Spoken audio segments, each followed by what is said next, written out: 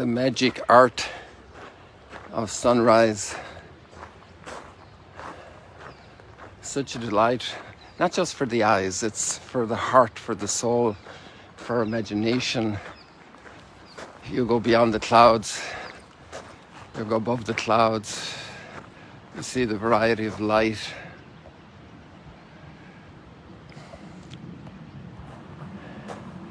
The depth, the space, the invitation.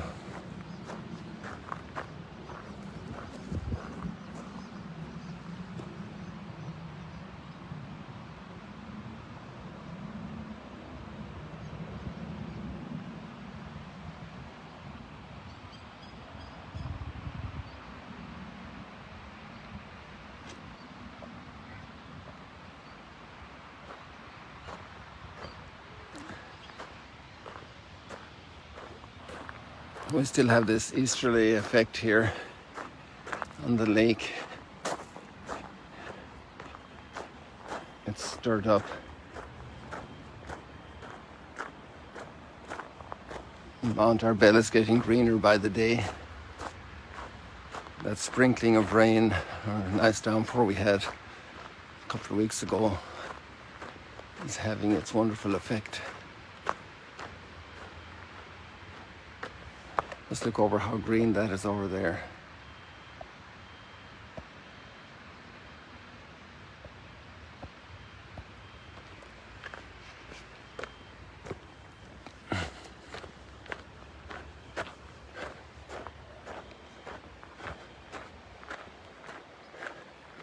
We're having a feast of the prophet Isaiah these days. Just marvelous texts that are classical. We jump forward about 9 chapters. There was an alternative reading yesterday for, I don't think it's on the link, but it's in the missals, in the lectionaries, because if we had that reading we had yesterday on the first Sunday of Advent, which it is on cycle A, then we would have had another reading in chapter 4 from Isaiah. And today we're already in chapter 11. It's just fantastic. The what's given to the spirit of Isaiah is amazing. It's really an extraordinary book. And I encourage you to read more of it. But the little bit we have each day is also a nice little menu to keep us going. And there was something, I have to go back here because I have to find this for you. We had one yesterday, but maybe they're cleaned up. The sprout from the stump of Jesse. Well, I've showed it to you many times, right? So let's hope we'll find another one, although I should go back there. I'm not sure if we have them. I was going to go down by the camping area, but we have to find one of those because I often refer to this text, and it's in today's reading in chapter 11 of Isaiah, that the sprout coming from the stump of Jesse. But where stump doesn't mean a tree like this, where stump means something like that's cut off, because we're in the time of the exile. We're in a time of great, let's say, national depression. And we have one over here. You see here we have a stump that's even damaged by fire. Obviously somebody did some cooking here or whatever. And here you have a shoot shall sprout from the stump of Jesse. You know, and we see that phenomenon all along here. Here's another big one, and a big trunk that's cut off. But you know that wonderful line in the scriptures, God is faithful to his promises. God is faithful to his covenant. Even though we're unfaithful, God is faithful. And God promised to David that his son would come, would sit on the throne forever. That's also in Luke's words in the Gospel of Luke, for the angel Gabriel speaking to Mary, and he will sit on the throne of David his father forever. Forever. Forever. And here we have another one sprouting. So this image was familiar to the people, and it's so evocative. It's such a metaphor for the extraordinary way. We also have an olive tree back there, but we're going to see here with the sun this morning. So I think we saw it way back there. There's an old olive tree that looks pretty dead. It was one of those that we transplanted here. But there are a whole lot of sprouts coming out at the roots. And it's clearly from that original one, you know. And this first line of Isaiah, you know, we could ponder this a long time. Take time to ponder it in depth and in its implications for our own lives. Maybe also we could see a seminal resurrection there. A shoot shall sprout from the stump of Jesse, and from his roots a bud shall blossom. And we're placed in the earth, and we seem at our burial to have a life cut off. And our faith tells us that we have that root, that blossom is going to come from that cut off reality. And human beings, we're very fast to cut off the others in the conversation, to cut them out of business, to cut them off in an academic track, to refuse them tenure. All these things, cutting off people, rejecting. Sometimes it's not a one-way street, of course. There are reasons. If the reasons are objective truth and goodness reasons, that's quite a different matter than if they're selfish reasons. And many get cut off because of their own undoing.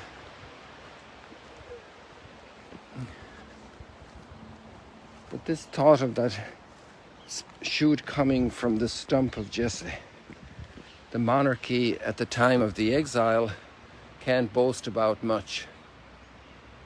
But a blossom will come. A new blossom. And really that's in a certain sense the entire faith of the scripture summarized in one image.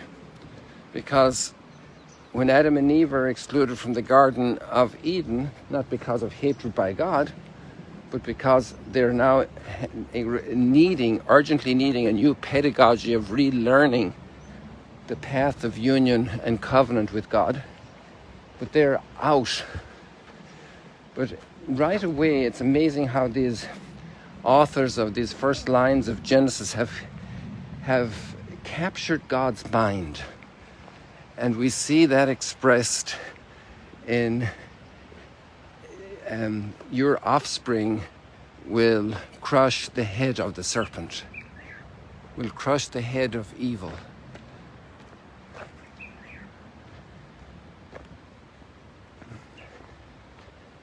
Get away from me, Satan. You do not speak God's words. To crush the head of evil. Take away this chalice from me, but not my will, thy will be done.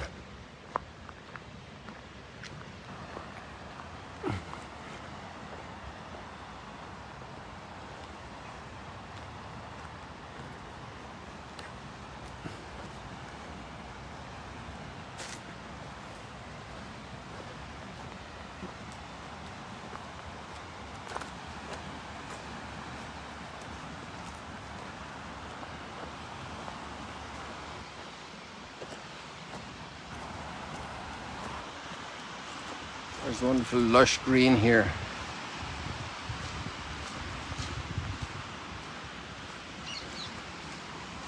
The new sprout, nature coming back. It's also beautiful to see how nature speaks to us about God's plan for our lives and this regenerating power.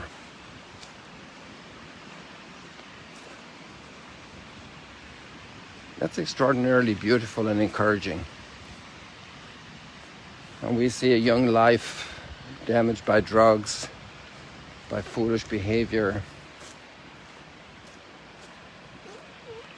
And children set to great disadvantage, the breakdown of their parents' relationship. The hope for redemption, the hope for new life. How many orphans have become extraordinary figures in history for good?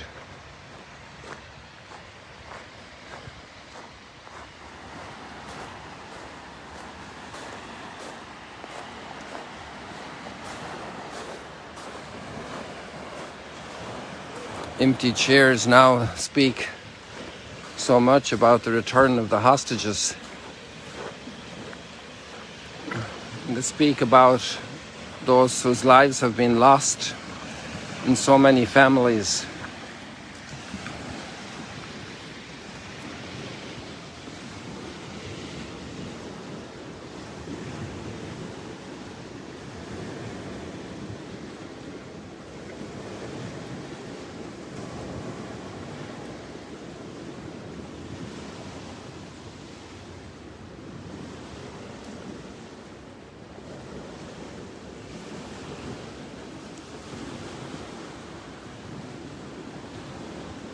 So much richness and abundance of life.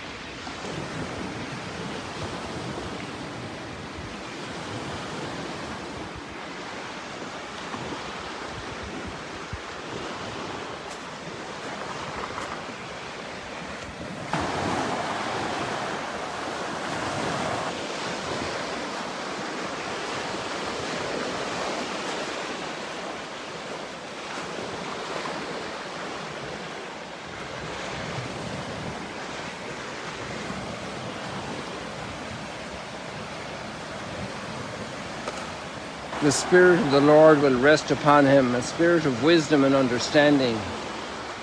This is a prayer we could speak for every leader, for every political leader, for every business leader, for every family leader, every parent, for grandparents.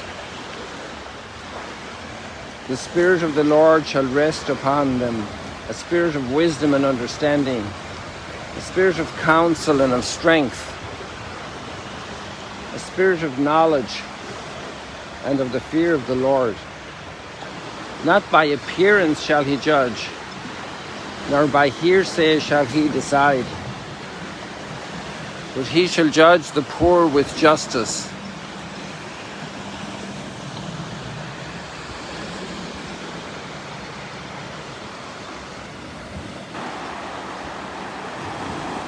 And decide aright for the land's afflicted.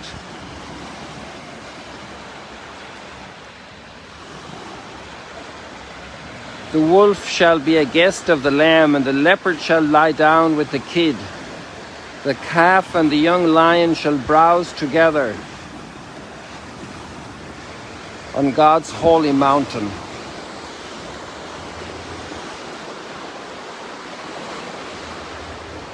The cow and the baber shall be neighbors.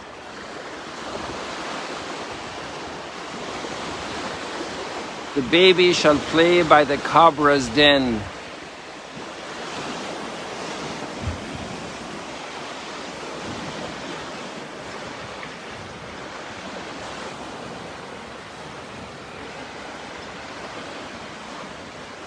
There shall be no harm or ruin on all my holy mountain. For the earth shall be filled with the knowledge of God, as waters cover the sea.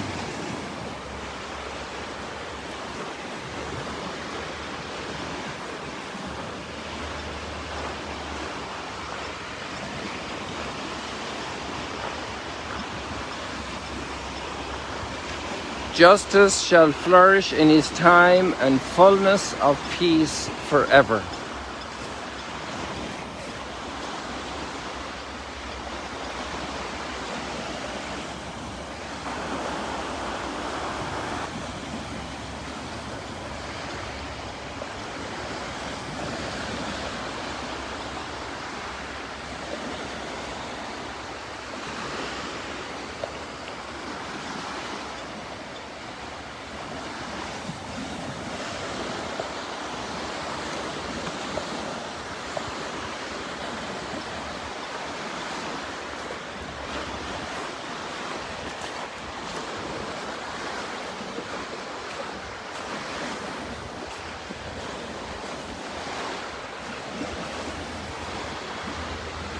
And this is Isaiah's dream, vision, inspiration,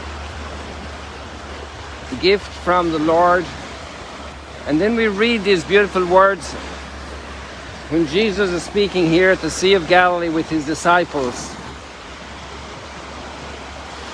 I give you praise, Father, Lord of heaven and earth. For although you have hidden these things from the wise and the learned, you have revealed them to the childlike. This extraordinary text, Luke chapter 10.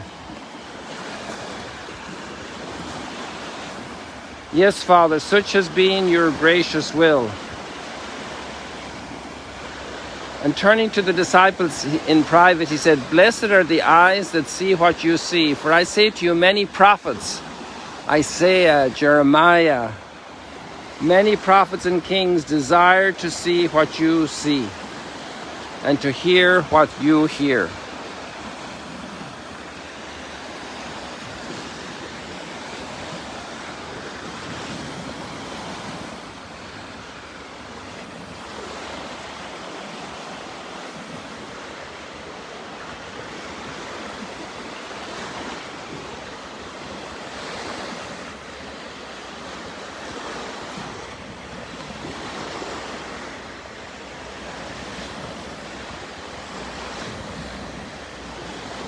People, let's leave it like that for today. God bless you.